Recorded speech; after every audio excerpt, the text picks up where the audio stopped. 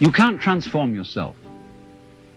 You can't make yourself sane. You can't make yourself loving. You can't make yourself unselfish. And yet it's absolutely necessary that we be that way. It's absolutely necessary. If we are going to hand over the direction of nature to nature, which is what it comes to, it's absolutely necessary that we let go of ourselves, and it can't be done. Not by anything that we call doing it, acting, willing, or even just accepting things. You can't do it. Why? Because you don't really exist as that kind of a separate ego or personality. It's just an idea based on a phony feeling. So when it comes down to it, it's shocking news for us, for the human race, for our pride. You're only making a mess by trying to put things straight. You're trying to straighten out a wiggly world, and no wonder you're in trouble. So you can't do anything. So you can't transform yourself. And what can you do? What happens then if you actually realize you've come to a dead end? And the human race has come to a dead end, in my opinion. What then? What happens when you just wait? There's nothing you can do. You watch. And all you see is what goes on that is happening of itself. You're breathing, the wind is blowing, the trees are waving, your blood is circulating, your nerves are tingling. It's all going on of itself. But you know, that's you. That's the real you. The you that goes on of itself. It's not the symbol. It's not the person. It's you that's happening, as when you breathe. Yes, you can get the feeling that I am breathing by shoving your breath, but your breath goes on day in and day out without your doing anything about it or even thinking of it. The same way your brain is functioning without your forcing it. So when you come to a dead end, and we are individually and socially now in 1971 at a dead end, this is the moment of which it is said man's extremity is God's opportunity, because we have to stop. And when we stop, we find a world that is happening rather than being done, being shoved. And that happening, as distinct from doing, is our fundamental self. And our fundamental self is not something just inside the skin. It's everything around us with which we connect. When you look out of your eyes at nature happening out there, you're looking at you.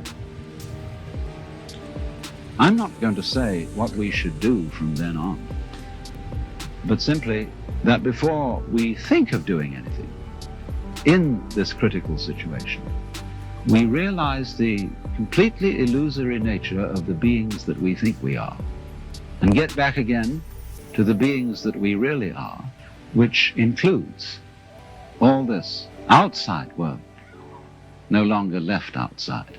Nobody seems to want to be in charge of themselves because they feel they can't do it. Because trying to improve yourself is like trying to lift yourself up into the air by tugging at your own bootstraps. And it can't be done.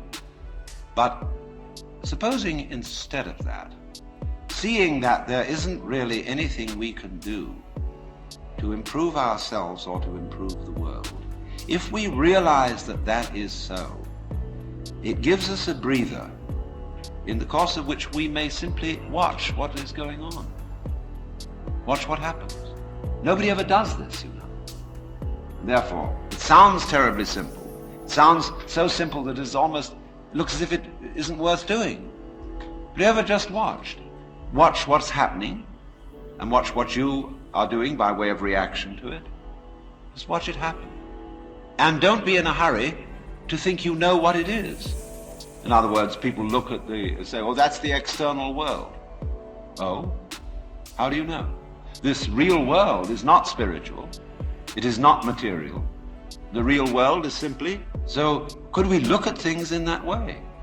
Without, as it were, fixing labels and names and gradations and judgments on everything.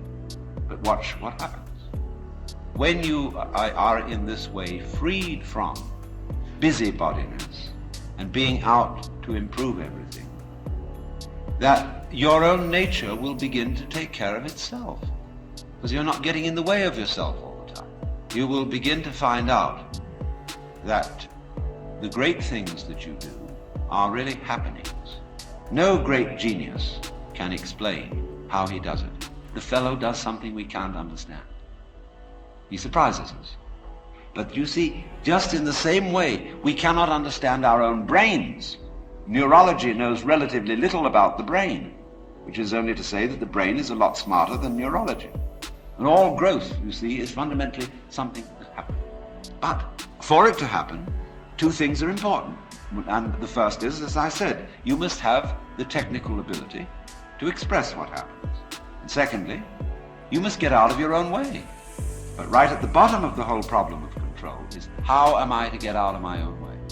And if I showed you a system, let's all practice getting out of our own way.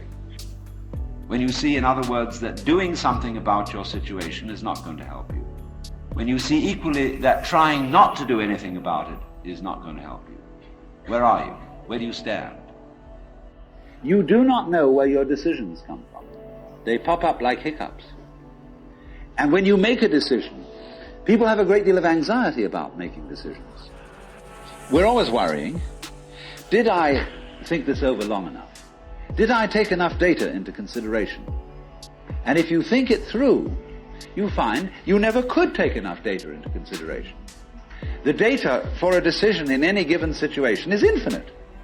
Doing as you will isn't a new kind of behavior that you suddenly put on and say, from now on I'm going to go around doing as I will.